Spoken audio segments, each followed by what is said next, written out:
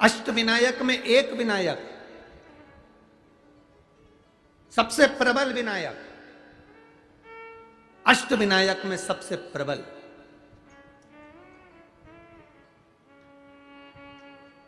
जहां के वृक्ष भी मोर का रूप लेकर आवाज लगाते हैं शिव जी को,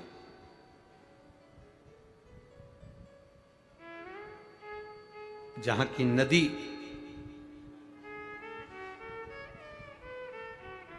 सिंधुरासुर असुर के कारण करहा रही है, तो उस नदी का नाम भी करहा पड़ गया। ऐसे देव अधिदेव महादेव, ऐसे मेरे शिव, ऐसे मेरे ओघड़ी, शंकर की पवित्र पावन भूमि मयूरेश्वर भगवान श्री मयूरेश्वर गणेश विनायक, अष्ट विनायक में एक विनायक।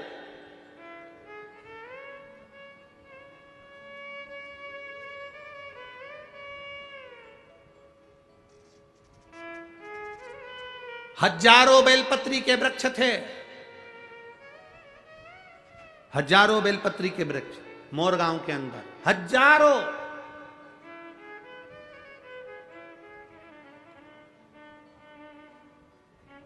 और शिव जी की अति प्रिय भूमि थी मोरगांव, अति प्रिय भूमि। पूर्णा के इस पवित्र आनंद में, पूर्णा के इस जिले के अंदर, पुणे के अंतर्गत ये मयूरेश्वर सुंदर गणेश जी के अष्ट विनायक में एक विनायक है। शायद हमारे हिसाब से तो अष्ट विनायक की पहली यात्रा यहीं से प्रारंभ होती होगी। जहां तक अगर विचार हो तो मयूरेश्वर से ही प्रारंभ होती है। अष्ट विनायक की पहली दर्शन यात्रा अगर कोई निकलती होगी तो मयूरेश्वर से निकलती होगी। पहली मयूरेश्वर आता होगा, फिर उसके बाद दूसरे दूसरे गणेश। क्यों? हजारों बेलपत्री के वृक्ष, शिव जी की परमप्रिय भूमि। आज देवादिदेव महादेव ने माता पार्वती जी को साथ लिया।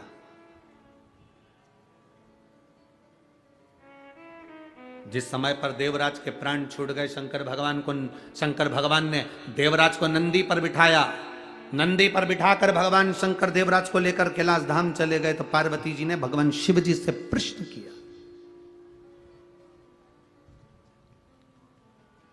भगवान शंकर से प्रश्न कर रही मां पार्वती, मां जगत जननी, मां जगदम्बा, बाबा ये देवराज तो महापापी था, इसने तो धन चुराया लोगों का, वैभव चुराया लोगों का।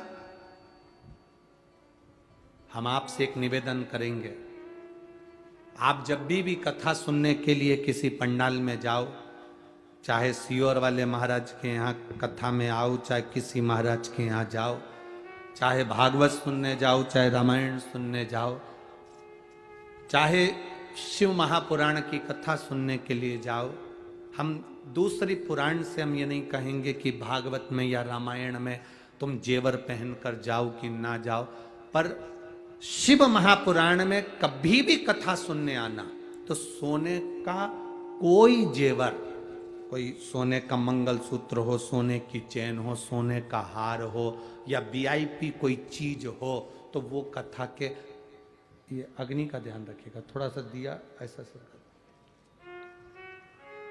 नीचे से पकड़ के सरका,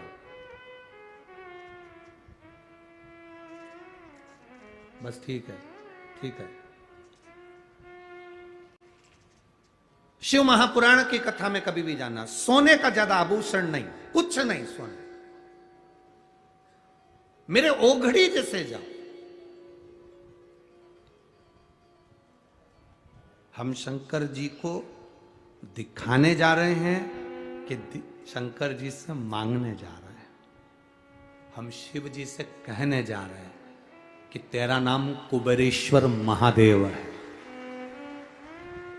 तेरा नाम कुबेरेश्वर महादेव है, तो कुबेर का भंडार भरने वाला है, तो साधारण नहीं है। हम तेरे चरणों में आए हैं और जो देगा तू देगा। यहां आने से पहले आप जी सोने की चेन, मैन, मंगलसूत्र, जो भी सोने का सामान है आपके पास में जो आर्टिफिशियल है वो पहन, पर यहां सोने का आभूषण नहीं। उसके द्वार पर आ रहे। कारण तुम्हारा कोई सामान चले गया तो तुम्हारा दिल दुखेगा, और तुम्हारा दिल नहीं दुखेगा, सबसे ज्यादा दिल मेरे महादेव का दुखेगा कि इसकी कोई वस्तु यहां आई थी और चली गई। दिल महादेव का।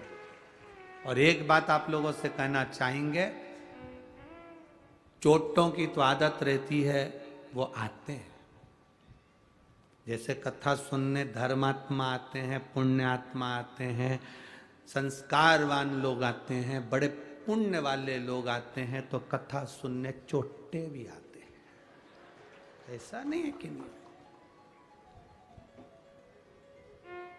पर एक बात बताओ, चोटों ने ना जाने कितनी कथाओं में कितनी चेन काटी होगी। एक चेन अगर काटी होगी तो लाख रुपए की होगी। बोलो तो सही है कि गलत है? जम के तो बोलो जरा, सही है ना? 1,50,000 रुपए की एक चेन काटी होगी। एक कथा में ना जाने कितनी चेन काटी होगी।